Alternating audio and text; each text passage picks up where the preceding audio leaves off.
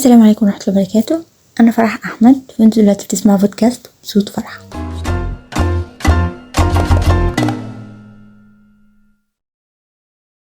في وقت ما بقت السوشيال ميديا مليانة قصص ناس بدأوا البيزنس بتاعهم وهم عندهم 19 سنة، وناس تانية بتشتغل فريلانسر وهم أصلا لسه في أولى جامعة، الطبيعي إنك تبص لنفسك وتحس إنك متأخر وتايه أو مش عارف إنت ماشي صح ولا لأ.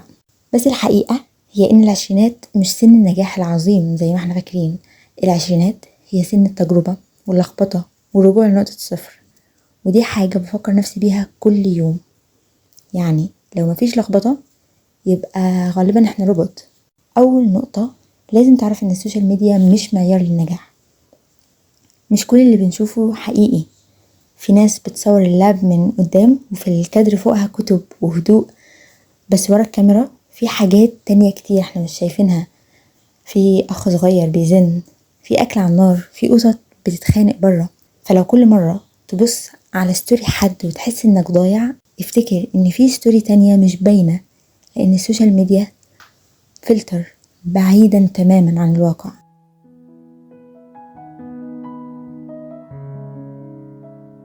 النقطة التانية هي إن العشرينات مرحلة لازم نجرب فيها كل حاجة بس بعقل. العشرينات مش وقت تاخد قرار نهائي تمشي عليه طول عمرك، بل ده وقت تجرب وتكتشف وتغير رأيك وترجع تبدأ تاني. المهم انك ترجع تبدأ تاني. يعني لو خدت كورس مثلا في الماركتينج وبعد اسبوعين حسيت انك تايه، دي مش مشكلة اصلا. حتى اللي بيشتغلوا في التسويق ساعات بيبقوا تايهين وعايزين يعملوا شيفت كارير في النص كده. يعني لو جربت تعمل CV ولقيت انك مش فاهم انت مين، عادي. جربت تذاكر برمجة ولقيت ان الكود بينام على بعضه، عادي برضو. كل دي تجارب بتقربك لنفسك وتعرفك بجد انت ايه اللي عايزه وايه اللي مش عايزه، ايه اللي انت تقدر تعمله وايه اللي انت ما تقدرش تعمله.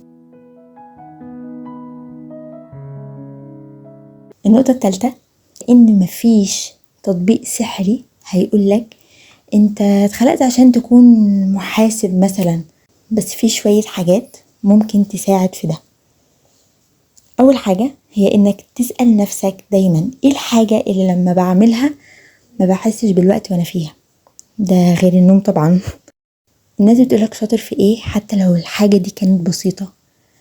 ايه نوعية الفيديوهات اللي لما بتتفرج عليها بتحس ان جواك حماس للشيء اللي انت بتشوفه وبتستقبله ده. فدي الصين بتاعتك. ابدأ كورسات، اتطوع في نشاط بسيط، جرب تعمل بوستر او مونتاج وشوف بتحب الشغل ده ولا لا، وهكذا. اهم حاجة انك متقفش مكانك، جرب وجرب وجرب.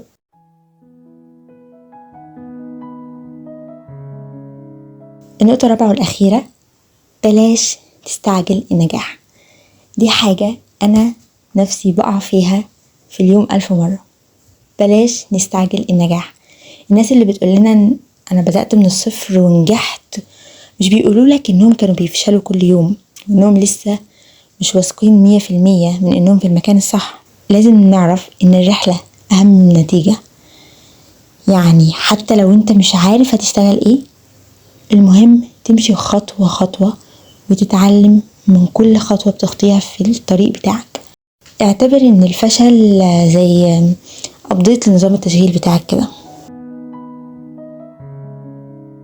في النهاية احب اقولك ان مفيش حد عارف هو مين من بداية الطريق، واللي بيحاول يبان انه عارف دايما وغالبا بيكون بيبالغ. فخدها ببساطة، جرب وتلخبط وافشل وارجع تاني. اهم حاجة انك ترجع تاني. العشرينات مش مرحلة أكون أو لا أكون، إنما هي مرحلة أجرب لحد ما ألاقي نفسي. أفضل أجرب لحد ما أقول أيوة هي دي الحاجة اللي أنا بحبها وعايزها. أعتقد كفاية كده النهاردة. لو عجبتك الحلقة بليز متنساش تعمل سبسكرايب ولايك وشير لحد عزيز عليك تايه ومتلخبط في حياته، واكتبوا لي رأيكم في الكومنتس. وبكده تكون حلقتنا خلصت، وشكرا بجد إنكم سمعتوني للآخر.